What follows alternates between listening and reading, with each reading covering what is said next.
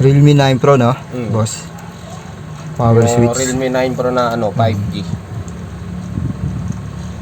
Tigas niya. 5G.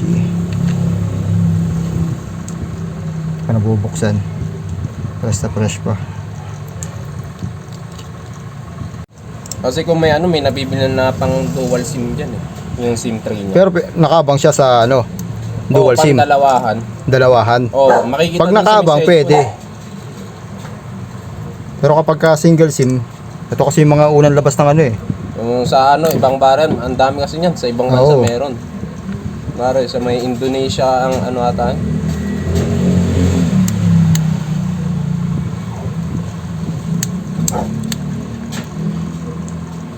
Durog na rin siya.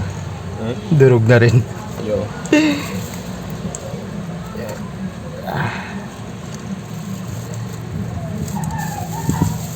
Natin mo lang yung kasi mo natin ito. Durog na din yung flex niya ng Ayun o. parang button. Oo. Durog na. Testing natin kung gagana yung power switch niya. Okay pa yung power switch. Okay pa. Sa button nagkaroon ng problema. Sa may button nga lang. Oo. Dito sa may fingerprint, durog na. Okay pa. Nag-open pa eh. Gumagana pa yung mo eh. Yung power switch mo. Pang-reserva mo na lang yan. Ito, pang-reserva mo na lang. Ayan. Oo. Gumagana pa. Hindi paano yung niya ya? Yung, Pag hinard mo ng ayaw eh. ayun soft lang Yung inan ako. Inopin ko. Wala lang din yan. Hindi, mabuti ka mo. Parang di nga din pwede. Iba yung itsura eh. Isang lang siya, ang daming niyan, di ba? Saan kaya yan? Pero sakto to. Sakto. Oo, sakto to.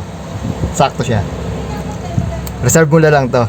Hindi, pag nasira, pag matuluyan na yung Pag nasa... Sa button talaga, nagkakaroon talaga ng problema sa mga button. Lalagyan na lang natin ng yan. Ng pads. Para mag-crispy ulit. Parang yung spring niya. Ang gagawin natin dyan. Finish na yan.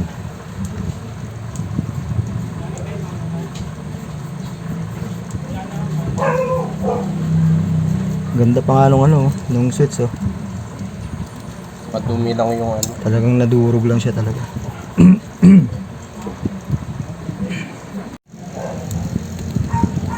Baka sa crispy. Stop ng solicitation. Okay ba niya sa